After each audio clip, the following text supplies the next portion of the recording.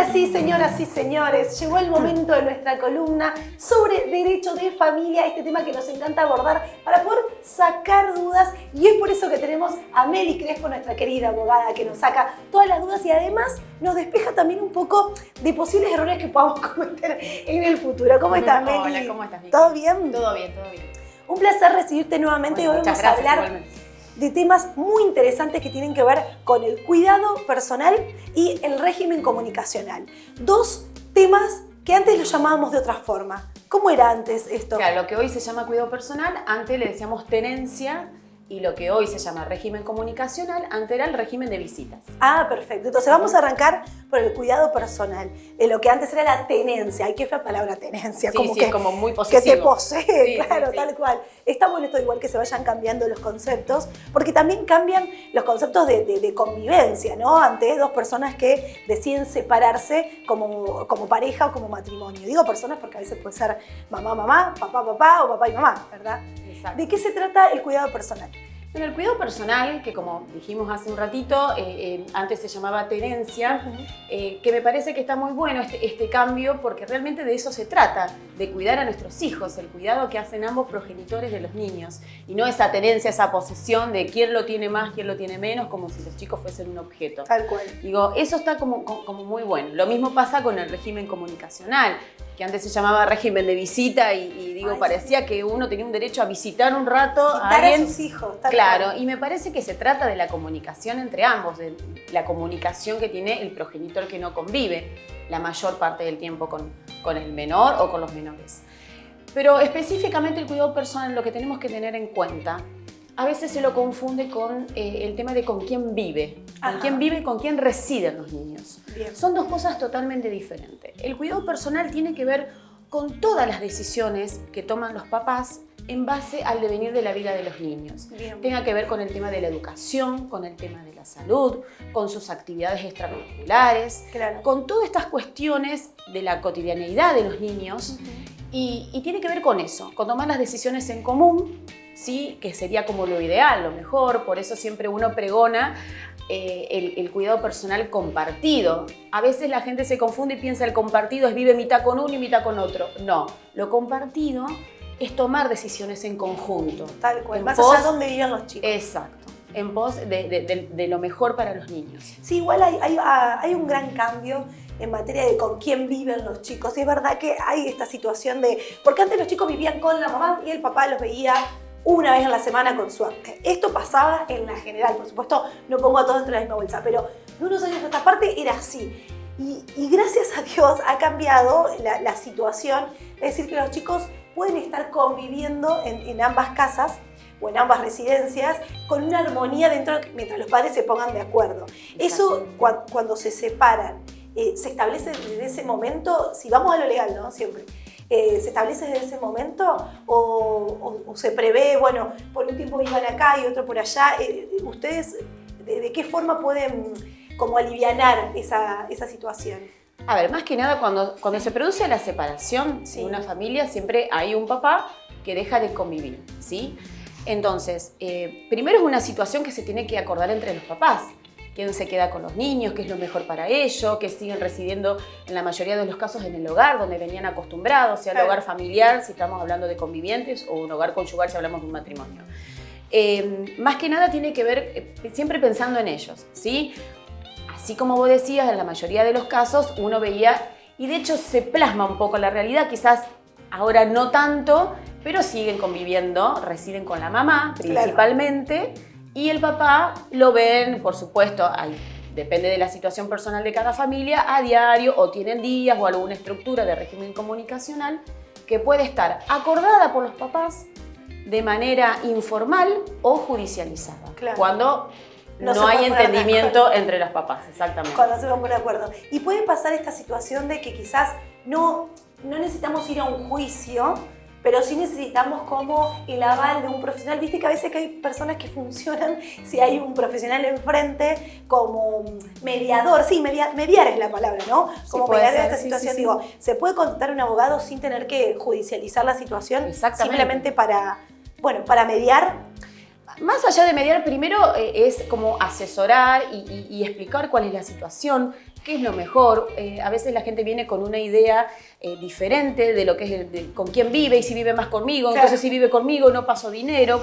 Entonces, como si uno trata de despejar todo tipo de dudas y decir, bueno, si estas cosas siempre son mejores acordarlas de la mejor manera entre los papás y no llegar a la instancia que decida un juez por sobre los papás. No, por supuesto. Cuando los papás no se ponen de acuerdo, lo va a resolver un tercero, que en este caso sería un juez y se judicializa.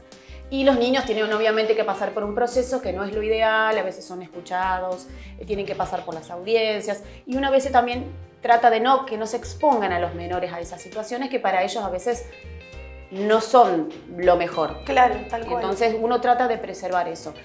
Pero a veces, lamentablemente, las relaciones y los vínculos no son todos sanos. Entonces, bueno, a veces realmente no queda otra que recurrir. Exactamente. Igual yo siempre voy a preferir que la gente se asesore. Es decir, siempre es importante, por más que haya un buen vínculo y pueda uno conversar con su expareja, siempre que haya un profesional asesorando, que no quiere decir que va a estar metiendo un juicio de por medio, pero sí asesorando, me parece que es muy importante. Sobre todo también, por los menores, claro que son lo más importante, pero sobre todo cuando hay dinero de por medio, cuando hay cosas en común, ¿no? de propiedades o cosas, siempre es importante que haya un profesional asesorando. Me hiciste acordar una pregunta que me habían hecho el otro día y que me había olvidado. El tema cuando los chicos son mayores de edad. Que cuando habíamos hablado de cuota alimentaria, ¿te acordás que tenemos nuestro micro especial de cuota alimentaria espectacular en nuestro canal de YouTube, que está buenísimo y que se los recomiendo que lo vean porque ahí sacamos también muchas dudas? Pero siempre hablábamos de cuota alimentaria en niños menores de 18 años. Ahorita, cuando el chico cumple 18 años, supongamos que hay un solo hijo, para hacerla más fácil, cumple 18 años, el padre o la madre que se encarga de pasar dinero al padre que convive con el niño, ¿tiene la obligación de dejar de pasar o tiene la obligación de seguir manteniendo a este chico hasta que pueda valerse por sí mismo? A ver, primero tenemos que aclarar que los alimentos se deben hasta los 21 años. No hasta los 18. Sí. A los 18 somos mayores de edad, podemos viajar sin permiso de los padres, salir del país. Sacar licencia de conducir. Pero los alimentos se deben hasta los 21 años. Perfecto. Y en el caso de seguir estudiando, hasta los 25. ¿Sí? ¿Qué pasa? Depende si hay un acuerdo o no hay un acuerdo. Si no hay un acuerdo que cumplir y no hay una sentencia judicial, primero nos tenemos que atener a lo que dice el acuerdo. Si el acuerdo dice automáticamente cesa la cuota cuando tiene 21 años o cuando es mayor de edad o cuando consigue un trabajo, cuando se emancipa, bueno, uno tiene que atenerse a lo que dice el acuerdo. Lo que sí, cuando no dice nada el acuerdo en base a cuándo se finaliza de pasar la cuota, el papá que pasa la cuota debe iniciar un incidente de cese de cuota alimentaria. Bien. ¿Sí? O sea, que tiene que sí judicializarlo, si está judicializado, y pedir ese cese. ¿Sí? Es un mini expediente que tramita junto con el principal, donde uno sí o sí de esa manera, el juez tiene que ordenar ese cese. Claro. ¿Sí? En este caso, la mayoría, digamos, de los casos es cuando a un papá se le descuenta de su recibo de sueldo, entonces hay que hacer todo este proceso para informar a la empresa que deje de descontar. Bien. Eso siempre. Estamos hablando que esté judicializado, sí, ¿no? Sí, porque si hay un acuerdo extrajudicial, bueno, en ese caso los papás se ponen de acuerdo y dicen, bueno, esta es la situación, nuestro hijo ya cumplió 21 años y ya le dejó de pasar. Bien, perfecto. Entonces, aclarado. Igual, como siempre, vean, charlenlo y asesórense con un profesional. Cuando subimos el video, lo subimos a las historias y la gente nos empezaba a preguntar, ¿y si soy mayor de edad? ¿Y si soy mayor de edad? Porque pasa también esta situación. Sí. Por último, para ir cerrando, nos quedó lo del régimen comunicacional, también un poco detallarlo brevemente de qué se trata. Bueno, lo que antes se llamaba régimen de visita que decíamos hoy, sí. Ese régimen comunicacional tiene que ver con esa comunicación, como lo dice la palabra, ese contacto entre padres e hijos. Bien. Que, como dijimos en el cuidado personal, primero se atiende al acuerdo que hacen los papás, porque esto también tenemos que tener en cuenta que depende de los horarios laborales de los papás, de los horarios escolares de los niños, entonces no debe afectar en ninguna de esas cuestiones. Claro. Y en base a eso, más o menos tratar de estructurar esta comunicación con ellos, sea presencial o hay papás que viven en otro lugar, entonces la comunicación a veces vía mail o vía telefónica, no queda otra.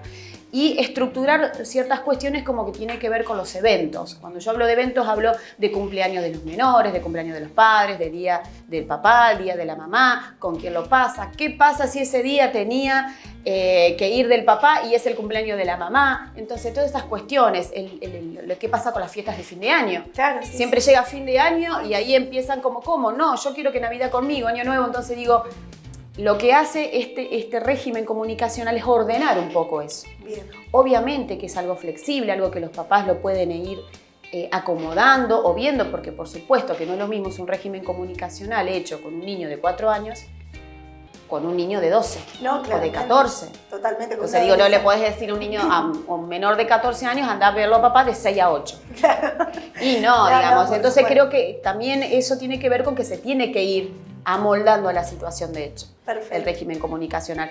Pero también tener en cuenta, hay a veces cuando llegan al estudio y unas mamás me dicen, bueno, pero tiene que ir porque él no quiere ir a dormir. Entonces digo, también hay cuestiones que uno no puede obligar. No, por supuesto. Por más que haya un acuerdo o haya una sentencia judicial, hay cuestiones que lo mejor es tratar de dialogarla con los niños y entre los padres. Totalmente. Eso es lo mejor, pero nunca obligar a un niño a hacer algo que no quiere. Siempre la prioridad van a ser los chicos y me parece que eso es lo fundamental. Lo fundamental. Muchas gracias, Meli. No, Hoy, no, por mira, favor. tengo un repaso súper detallado de todo. Por supuesto que nuestro consultorio, nuestro buffet está abierto para lo que ustedes quieran saber y de eso se trata. Y vamos a seguir, por supuesto, armando estos micros junto con Meli. Gracias, un placer. Gracias, Vicky. Hasta la próxima. Como siempre. Seguimos.